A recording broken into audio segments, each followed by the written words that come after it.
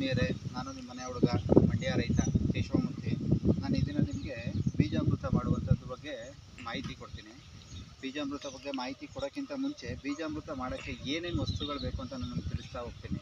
First ಒಂದು ಬಂದು ನಿಮಗೆ ಹಸುವಿನ ಗಂಜಲ ಬೇಕು, ಹಸುವಿನ ಗೋಮೂತ್ರ ಬೇಕು, ಹಸುವಿನ ಸಗಣಿ ಬೇಕು, ಒಂದು ಸ್ವಲ್ಪ ನಿಮಗೆ ಸುಣ್ಣ ಬೇಕು. ನೋಡಿ, ಬೀಜಾಮೃತ ಮಾಡೋಕ್ಕಿಂತ ಮುಖ್ಯವಾಗಿ ನಮಗೆ ಬೇಕಾಗಿರೋದು ಇನ್ನೊಂದು ವಿಚಾರ ಏನಂತ ಹೇಳಿದ್ರೆ, ಯಾವ ಹಸುವಿನ ಗಂಜಲದಿಂದ ನಾವು ಬೀಜಾಮೃತ ಮಾಡ್ತೀವಿ ಅನ್ನೋದು ತುಂಬ ಇಂಪಾರ್ಟೆಂಟು. ನೋಡಿ, ಇದೆಯಲ್ಲ, ಇದು ಹಳ್ಳಿಕಾರ ಹಸು. ಈ ಹಸು ನನ್ನದೇ ಹಸು. ಈ ಹಸುವಿನ ಗೋಮೂತ್ರ ಮತ್ತು ಸಗಣಿಯಿಂದನೇ ನಾನು ಬೀಜಾಮೃತ ಮಾಡುವಂಥದ್ದು. ಆ ಉದ್ದೇಶಕ್ಕೆ ನಾನು ಹಸುವಿನ ಪಕ್ಕದಲ್ಲಿ ನಿಂತ್ಕೊಂಡು ಮಾತಾಡ್ತಾ ಇರುವಂಥದ್ದು. ನೋಡಿ ಆತ್ಮೀಯರೇ, ಬೀಜಾಮೃತ ಮಾಡುವಂಥದ್ದಕ್ಕೆ ಏನೇನು ವಸ್ತುಗಳು ಬೇಕು ಅಂತ ನಿಮಗೆ ಇಲ್ಲಿ ಇಟ್ಟಿದ್ದೀನಿ ನೋಡಿ. ಒಂದು 20 ಲೀಟ್ರದು ಕ್ಯಾನ್ ಬೇಕು. ಸುಣ್ಣ ಇದೆ. ಈ ಸುಣ್ಣ ಪೂರ್ಣ ಪ್ರಮಾಣದಲ್ಲಿ ಹಾಕೋದಿಲ್ಲ, ನಿಮಗೆ ಜಸ್ಟ್ ತೋರಿಸೋದಕ್ಕಷ್ಟೇ ಒಂದು ಸ್ವಲ್ಪ ಪ್ರಮಾಣದಲ್ಲಿ ಹಾಕ್ತೀನಿ. 5 ಲೀಟ್ರು ಹಸುವಿನ ಗೋಮೂತ್ರ ಇದೆ. ನಾನೀಗ ಹಸುವಿನ ಚಿತ್ರ ತೋರಿಸೋದ್ನಲ್ಲ, ಹಳ್ಳಿಕಾರ ಹಸುದು ಗೋಮೂತ್ರ ಮತ್ತು ಆ ಹಸುವಿದು ಸಗಣಿ ಗೋಮಯ. ಹಳ್ಳಿಕಾರ ಹಸುವಿಂದೆ, ನಾಟಿ ಹಸುವಿಂದೆ ಆದರೆ ನಮಗೆ ತುಂಬ ಒಂದು ಒಳ್ಳೆ ರಿಸಲ್ಟ್ ಇರುತ್ತೆ. ಆ ಉದ್ದೇಶದಿಂದ ನೀವು ನಾಟಿ ಹಸುವಿನ ಗೋಮೂತ್ರ, ನಾಟಿ ಹಸುವಿನ ಸಗಣಿಯನ್ನು ಉಪಯೋಗಿಸ್ಬೇಕು. ಅದನ್ನು ನಾನು ನಿಮಗೆ ಒತ್ತಿ ಹೇಳ್ತಾ ಇದ್ದೀನಿ. ನೀವು ಬೇರೆ ಹಸುಗಳನ್ನ ಯಾವುದೇ ಉಪಯೋಗಿಸಿದ್ರೂ ಕೂಡ ಅಷ್ಟು ನಮಗೆ ರಿಸಲ್ಟ್ ಬರೋದಿಲ್ಲ.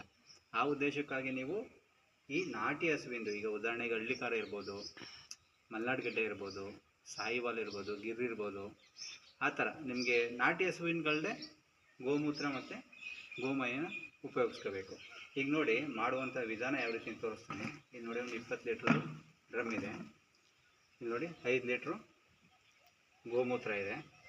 ಪ್ರಥಮವಾಗಿ 5 ಲೀಟ್ರ್ ಗೋಮೂತ್ರನ ಒಂದು ಡ್ರಮ್ಗೆ ಹಾಕೋಬೇಕು. ನಂತರ ಒಂದು 5 kg ಸಗಣಿ ಇದೆ ನೋಡಿ. 5 kg ಸಗಣಿನ ಗೋಮೂತ್ರ ಏನು ಹಾಕ್ಕೊಂಡಿದ್ದೀವಿ ಅದರೊಳಗಡೆ ಸಗಣಿಯನ್ನು ಕೂಡ ಹಾಕೋಬೇಕು. ಸಗಣಿ ಹಾಕೊಂಡಾದ್ಮೇಲೆ ಒಂದು ಸ್ವಲ್ಪ ಪ್ರಮಾಣದಲ್ಲಿ, ಸಾಮಾನ್ಯವಾಗಿ ನಾನು ತಿಳಿದಿರೋ ಮಟ್ಟಿಗೆ ಒಂದು 5 ಗ್ರಾಮ್ ಹಾಕಿದ್ರೆ ಸಾಕು ಸುಣ್ಣನ ಅಂತ ಹೇಳ್ತಾರೆ.